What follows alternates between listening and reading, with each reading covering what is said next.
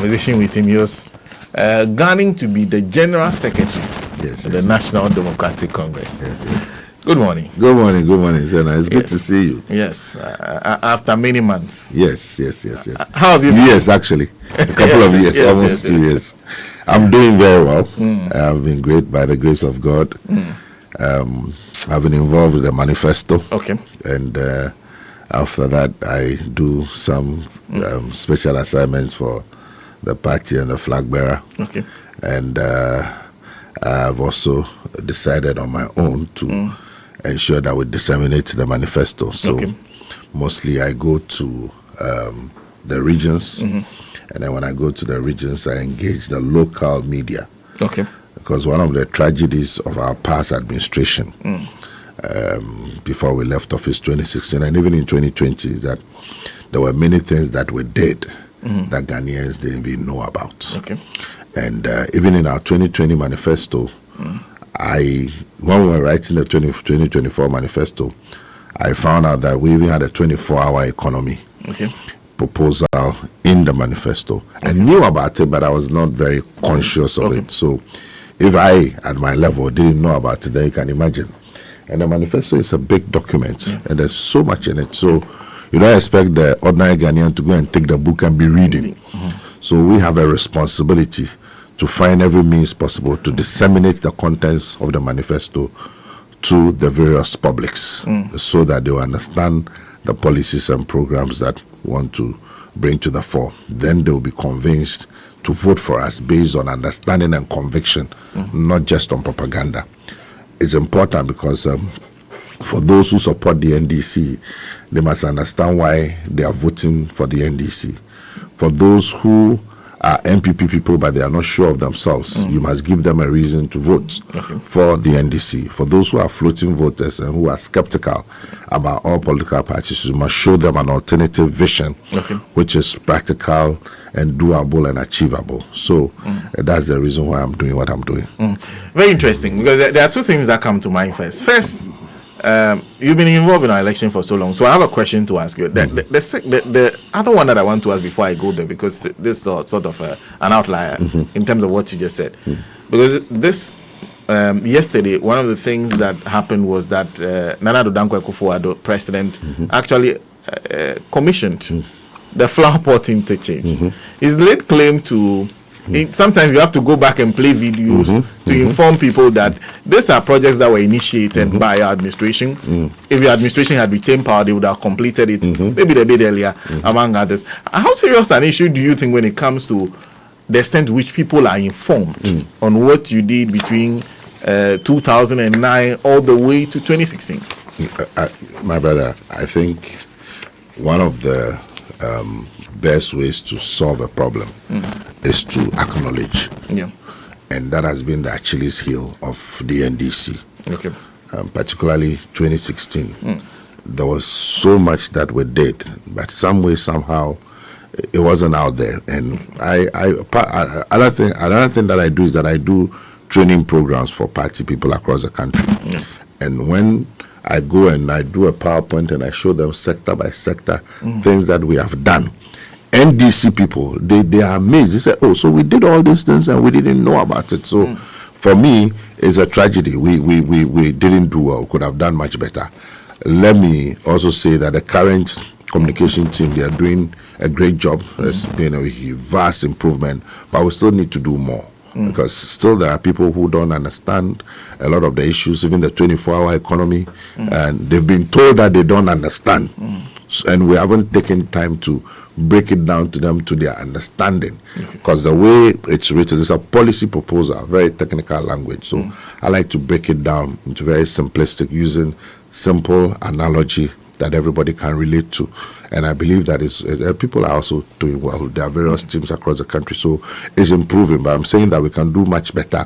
And particularly when God grants us the grace and we win the next election, we must not commit that error again. We must really, really be up and doing, because it's very, very depressing and sad that President John Mahama's leadership did so much, so much that if you really look at it, he had actually 3 years, because the first year we were in the courts, and investors were not forthcoming. So in 3 years, he was able to do so much. And so we need to give him the due credit. We haven't given him the due credit that he deserves. And I think that's important that we up our game and do more. Well, the other aspect is on the issue of, because elections, which one works better in terms of getting someone's votes? Is it what you are promising? Or is it the extent to which you can prove that your opponent is not a good enough candidate? Because there are those who feel that that's most of the time works much more effectively. I think you should do both. Okay. You should do both very, very effectively. Okay. Very, very, very effectively. You must have a strategy for showing that your opponent has failed, because then people will have a reason to want a change. Okay. Now, if you look at the strategy of the MPP, they are doing a lot of gaslighting. They are living in denial. They pretend as if there really are no problems. I was just listening to one of the adverts. Say, hey, Ghana, they say there be factories, health, education.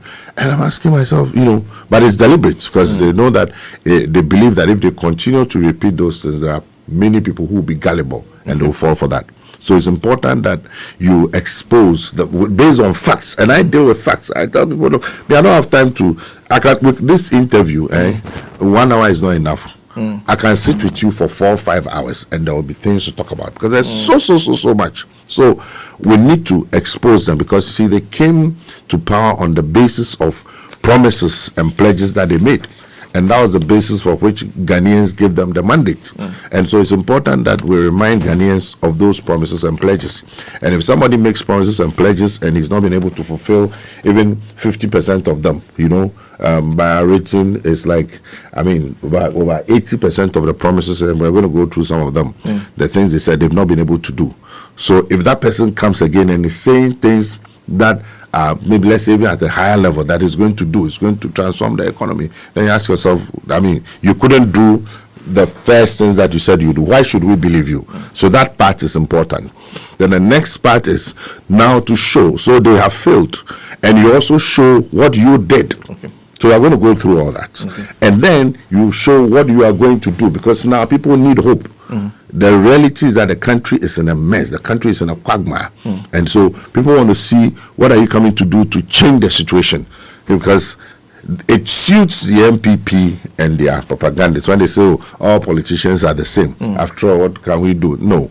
That suits, that kind of propaganda suits them. So it's important that we differentiate and let people know what we did when we were in office, what the MPP promised and they could not do, and what we are going to do differently.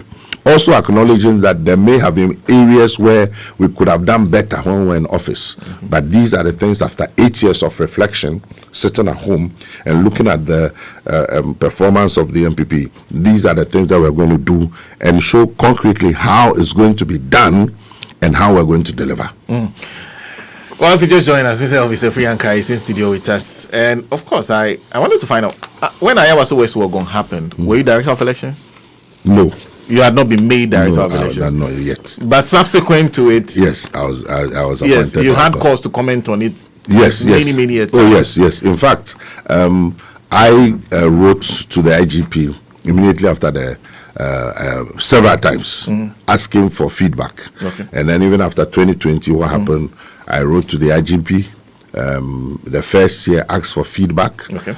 And the General Secretary, then Honorable Johnson Seduketia, also followed up. But since then, we've not had any concrete responses from them. They did a presser and said that they are investigating. But to date, there hasn't been any action. As far as I'm concerned, that statement was just to throw dust into the eyes of the public. So how do you feel when you hear that the Director of Operations, the guy, the man who sat at national security and supervise all that, is now General Officer, Command, Central Command of the Ghana Armed Forces, and your party is accusing him of perhaps planning a new rigging agenda? How does that feel to you? No, Colonel Opoku has been on our radar for a long time. Okay. If you recall, something happened in 2020, and I'm sure we have the clips. 2020, we sent our agents to the printing houses, But prior to that, we had intel that they were going to do everything possible to compromise those agents. Okay. And the kinds of money that they were talking about were monies that were frightening. They were talking about hundreds of thousands of dollars. Okay. And so we had trained them, we were confident in them, but we needed to go extra. And in all those things, his name kept coming up. Okay. In fact, he was the de facto supervisor of the printing. So when you go to the printing houses, it's always there. Oh. And there was one particular printing house, InnoLink, where he was virtually stationed. And that was a printing house where they printed an extra 1 million ballot papers. Because what happens is that when the printing is done, our agents are there, they supervise, they seal, and it's dispatched. In this particular case, there was a problem with one constituency, so they had to come back. When they came back, they saw that an extra 1 million ballot papers were in a certain room, which the political parties, at least the NDC agents, didn't know about. When the issue was raised, ignorantly, the lady on duty at that time said they were meant for runoff with all the candidates on it, you know. So we raised the alarm and we got those papers bent. Now, he was somebody who was always around those activities, and his name kept coming up. So that was why I take full responsibility, was compelled to then get our agents to swear an oath. If you recall, that video also came, but people don't understand, because it was like, take a risk. You trust them, yes, but they say, well, trust but verify. So I decided that I'll lead. So I took an oath and I said, look, if I go and collect any money from the MPP in this election, let me die and my firstborn die. It's very extreme. But the point is that in a million years, I will not collect money from MPP. So I will not die and my firstborn will not die. And when I did it as a leader, everybody else did it. Of course, a few people vanished that day. They couldn't take the oath. And the oath was in various forms. Okay. We had a Christian one. We brought a prophet. Said if you bring only a prophet with the Bible, people go to court, they swear with Bible, and they lie. So we brought a prophet with a sword, very frightening looking sword. And then those who said they were Muslims, we brought a sheikh. And there were some sections of the Quran which the Muslims know are very terrible. If you say it and you lie, you are finished.